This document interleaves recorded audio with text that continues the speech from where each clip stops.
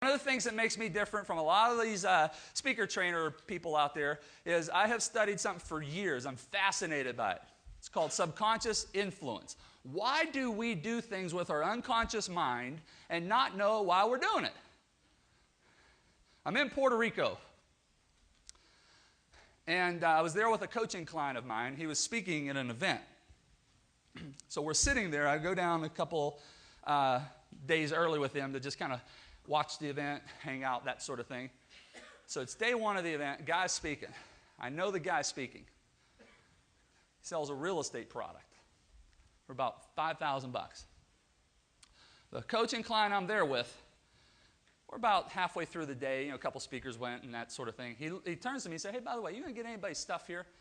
And I said, "Boy, I'll get everybody's stuff. I'll invest in anybody's books or CDs or home study courses, see, because I subscribe to this. It's called the principle of slight edge. If I get that much better, that could mean $1 million. But you know what? I'm so busy right now."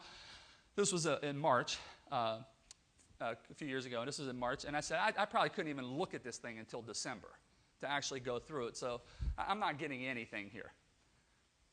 20 minutes later, I stand up. And I start walking to the back like this. He goes, "Hey, where are you going?" I said, "I'm going to go get his stuff." I knew the influence lines he was saying. I actually shared a few with him to share on stage. And I still could not buy. And I knew why.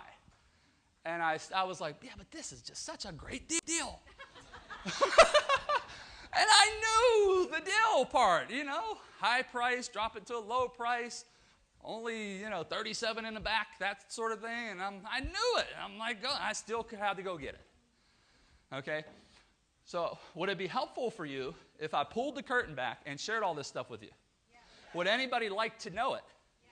So that you could use these lines. And when I say use these lines, see, some of you right now, and then we'll get back to Rachel and Alan, some of you right now are not having the number of purchases you want in your teleseminars, in your products that you offer from the stage, in your webinars, with your books, your CDs, your coaching programs, on the internet, whatever. Some of you are not having the number you want because your languaging is all jacked up.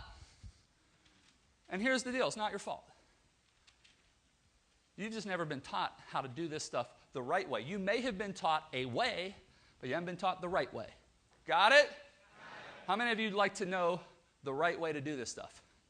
For example, and don't write this down because every time I start doing, rattling these off, everybody starts writing. Well, I'll give it to you. We're going to give it to you when we get there. You never use the words buy, order, cost, price, sell, purchase. You never use the word work. Work is a negative trigger that nobody wants to do, even though we know we have to do it.